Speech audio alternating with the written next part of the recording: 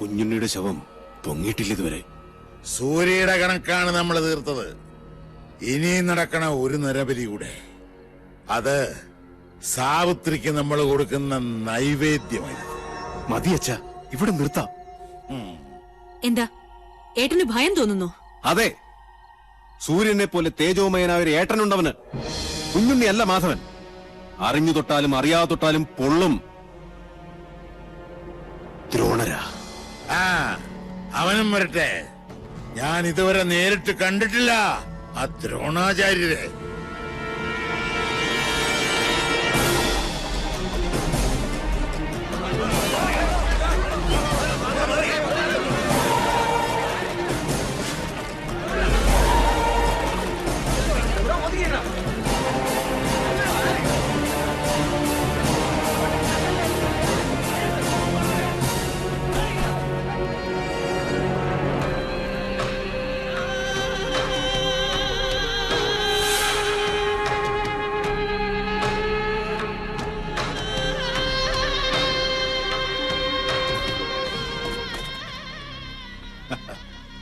കണ്ണു തുറന്ന് കാണു സാറേ.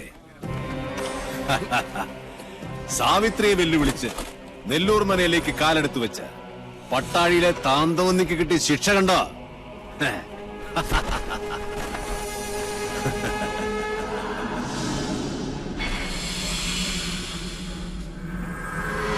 ദേവി സാവിത്രി, ചെമ്പ്രയിലെ മക്കളെ കാത്തു രക്ഷിക്കണേ. നാൾക്കുനാൾ ശക്തിപ്പെട്ടു വരികയാണോ മണിയങ്കോട്ടെ സാവിത്രി? മണിയങ്കോട്ട ഉണ്ണികളോട് കളിച്ചാ കളിക്കുന്നവന്റെ ഗതി ഇതാ. ഒരെണ്ണപ്പാത്തിക്ക് പകരം ഒരു പട്ടട. ഇതോടെ പട്ടാഴിയുടെ നടക്കല്ല് പറയണം. എന്നാ ബോഡി പോസ്റ്റ്മോർട്ടത്തിന് എടുക്കട്ടെ? അല്ലെങ്കിലും ശവത്തെ എടുത്തോണ്ട് പോകാനേ പറ്റുള്ളൂ സാറേ. ഞങ്ങൾ ഇത് ചുമന്ന് വണ്ടിയിലാക്കി തരാം.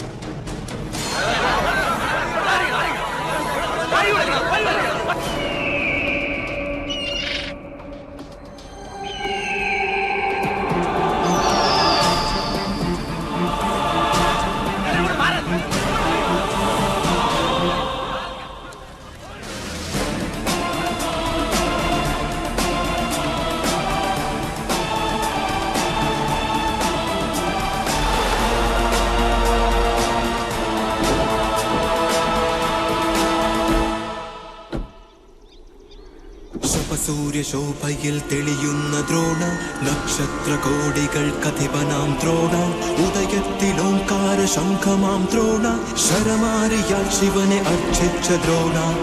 സൂര്യശോഭയിൽ തെളിയുന്ന ദ്രോണ, നക്ഷത്ര കോടികൾ കഥിപനാം ദ്രോണ, മാധവൻ, പട്ടാഴി മാധവൻ. ശരമാരിയാൽ ശിവനെ അർച്ചിച്ച ദ്രോണ.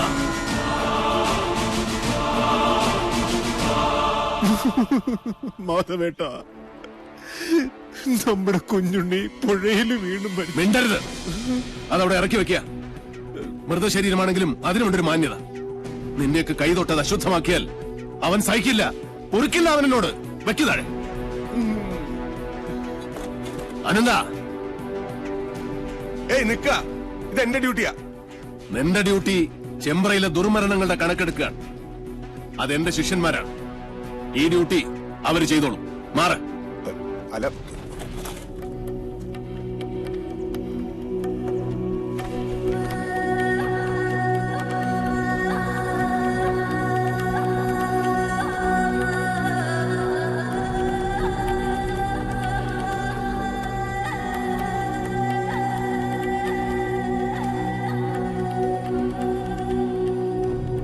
മാധവേട്ട, സത്യമായിട്ടും കുഞ്ഞുണ്ണിയെ കൊന്നത് സാവിത്രിയ.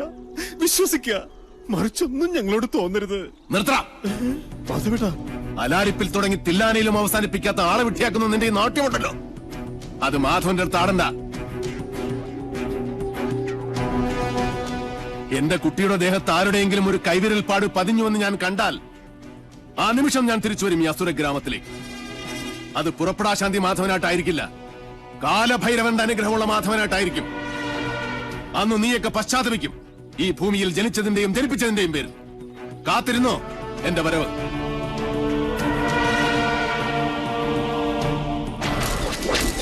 വിടില്ല ഒന്നിനെയും ഞാൻ.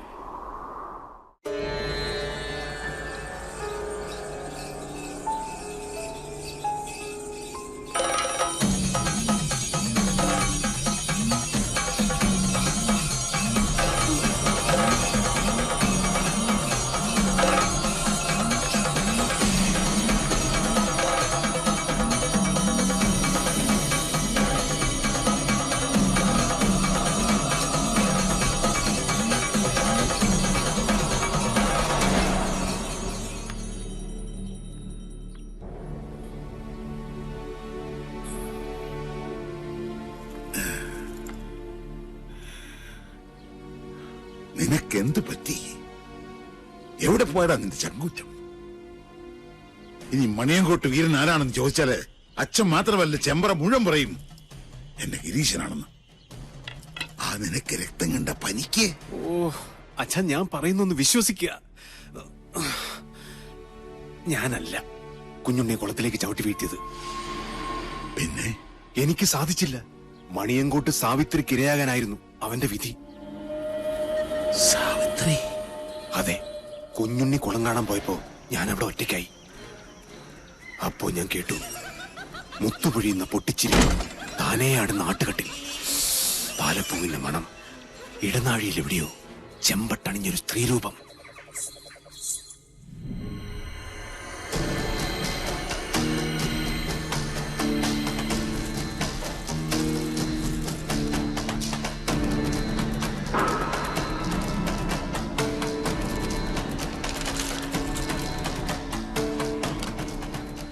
കാര്യമറിയുന്ന കവടികൾ എന്താണാവോ പറയുന്നേ? മരിച്ച കുഞ്ഞുണ്ണി ജീവിച്ചിരുന്ന കുഞ്ഞുണ്ണിയേക്കാൾ അപകടകാരിയാണ്. ചതിച്ചോ എന്റെ ദേവി? കുഞ്ഞുണ്ണി നെല്ലൂർ മനയിലും. ഇത് തന്നെയാ ഞാൻ പറഞ്ഞത്. നെല്ലൂർ മന പൊളിച്ചു കളയുക. ഭൂമിക്ക് മുകളിൽ ഇനി ആ നരകം വേണ്ടെന്നേ. ഭൂമി മാത്രമായിട്ട് വാങ്ങാൻ ആളുകളുണ്ട്. ഇയാളാണോ ഭൂമി വാങ്ങാൻ വന്ന വ്യാപാരി? ആ അതെ അച്ഛാ, ഇതാ രാജീവൻ. പാതയ്ക്കരയില്ലത്തെയാ. ഇപ്പൊ ഇതാ ബിസിനസ്. നമ്മുടെ ഗൗരിക്ക് കൊള്ളാം. ഗജകേസരി യോഗമുണ്ട്. നമ്മുടെ ഗൗരിക്ക് ചേരും. അച്ഛാ, ഈ നെല്ലൂർ മന നിൽക്കുന്ന സ്ഥലം മാത്രം മതി രാജീവന്. മന വേണ്ട. കരിമരുന്ന് കൊണ്ട് വീട് പൊളിക്കണ ഒരു പാർട്ടി ഉണ്ട് കവളപ്പാറയില്. വിളിക്കണോ? സാവിത്രി വെള്ളിവാളിൽ ആവാഹിച്ച് ഇവിടുത്തെ മച്ചിൽ കുടിയിരുത്തണം. എന്നിട്ട് മതി കമ്പക്കെട്ട്. മനസ്സിലായോ? ശരി അച്ഛാ. അയമോധന കാമധുഹോസ്തു അനന്ത അക്ഷീയമാണ സുരഭി സർവകാമീ സത്വോപതിഷ്ഠതു